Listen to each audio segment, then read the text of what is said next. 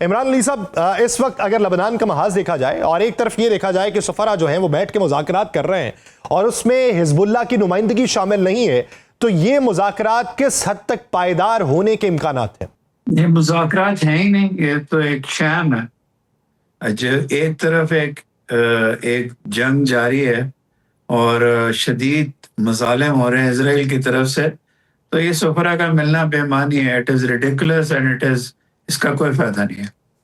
तो इमरान साहब, आप क्या समझते हैं कि लबनान तक महाज आराई को फैलाए रखना और डोनाल्ड ट्रंप का ये कहना कि बैरूत में होने वाले चंद घंटे पहले मेरी कोशिशों से रोका गया है, तो अगर ये मुमकिनात में से नहीं होता और इजराइल की एक्सपेंशन यूं ही जारी रहती है, तो फिर इसके नताइज क्या देखते हैं? बहुत बुरे नताइज हैं जी। उससे ईरान और अमेरिका के जो आपस के अमन मुज़ाकरात हैं वो बुरी तरह इफेक्ट हो रहे हैं, बल्कि तकरीबन वहाँ भी तअत्तुल का शिकार हैं। जो इनका एक पेपर साइन होना था वो भी साइन नहीं हुआ। और ये जो एक्सियोस की खबरें हैं, जिसको हमारा मीडिया एक्सियोस की ओरिजिन्स तो देखें क्या है। एक्सियोस का जो इंसान ये खबरें दे रहा है वो इजरायली आर्मी का एक नुमाइंदा है। तो वो सिर्फ एक के जी दोनों के दरमियान बड़ी नाराजगी हुई। इस सारी जंग का जब अब तक सिर्फ विक्टर जो है वो इजराइल है और अब लेबनान के जनूब में कब्जा हो चुका है।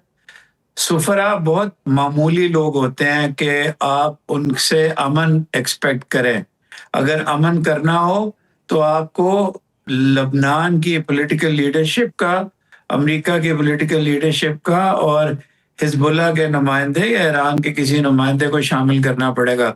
तो ये सारी चीज़ें लेबनान के महाज पे टाइम दिया जा रहा है इसराइल को कंसोलिडेट करने के लिए।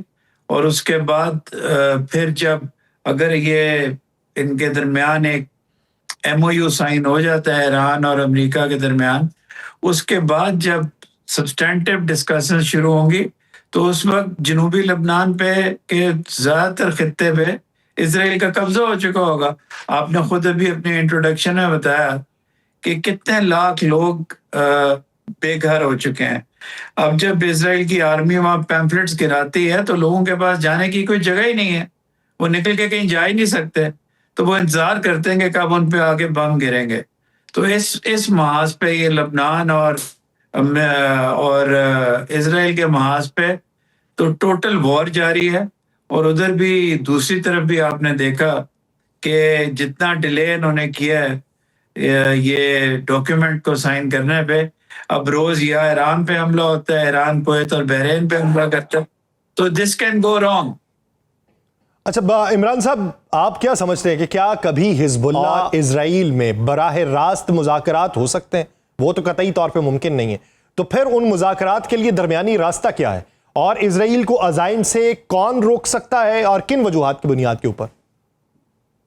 देखिए, इस सारी चीज का जहां से भी आप इस चीज को पकड़ लें, इसका इवेंचुअल अगर आप अमन चाहते हैं तो आपको सबसे पहले फलस्तीन का मसला हल करना पड़ेगा। अगर फलस्तीन में कोई बेहतरी आती है, हिजबुल्लाह खुद ही एक किस्म का अपने अटैक्स खत्म कर देगा।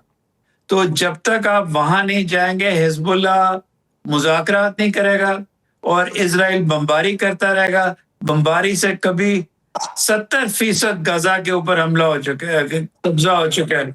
वहां भी फलस्तीनियों को मारने का कोई फायदा नहीं हुआ, वहां भी हमास खत्म नहीं होगी और लेबनान में भी हिजबुल्लाह खत्म नहीं होगी। तो सर, गजा पीस बोर्ड बना, उस पर मुख्तलिफ ममालिक ने दस्तखत किए, एक रास्ता बीच का निकलता हुआ दिखाई दिया। उसकी नाकामी की वजूहात क्या समझते हैं? अरब ममालिक में रिफ्ट आई जिसकी वजह से फंडिंग नहीं आ सकी, या फिर उसकी वजह कुछ और दिखाई देती है? नहीं, फंडिंग में अमेरिका इंटरेस्टेड ही नहीं है। बोर्ड ऑफ पीस अमेरिका में टॉपिक ही नहीं है। शुरू में ने भी बहुत ज्यादा इसमें दिलचस्पी ली, तमाम ममालिक को तैयार किया, अरब ममालिक वहां गए, लेकिन अमेरिका में इंटरेस्ट नहीं है। फंडिंग चाहिए हो तो फंडिंग अमेरिका के लिए हासिल करना कोई बड़ा मसला नहीं है।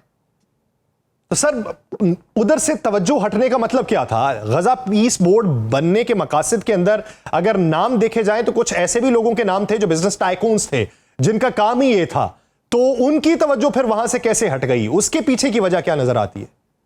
अगर अमेरिकी प्रेसिडेंसी, अमेरिकी स्टेट सीरियस हो फ़लस्तीन के ऊपर और गजा के ऊपर, तो फिर इजराइल के अभी तक हमले जारी ना रहते।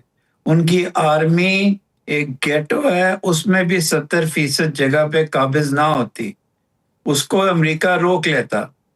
बोर्ड ऑफ पीस एक फसाड था जो उस वक्त जाहिर नहीं था, लेकिन अब ये जाहिर हो रहा है कि वो सिर्फ ये सारा कुछ, गजा में भी इजराइल को मौका दिया गया अपने आप को कंसोलिडेट करने का, मजीद मजालिम करने का, और जनूबी लबनान में भी मौका दिया गया। अब अल्लाह करे कि अमेरिका और ईरान के दरमियान कोई डॉक्यूमेंट साइन हो दोनों तरफ से, और उसके बाद जब सेकंड राउंड होता है, कोई बेहतर होता है, तो फिर जाके एक आखिरी मौका मिलेगा हमें, फिर जाके एक आखिरी मौका मिलेगा कि दुनिया के अंदर अमन की फजा जो है उसको परवान चढ़ता हुआ देख सकें। बहुत शुक्रिया इस हवाले से अपना वक्त देने के लिए।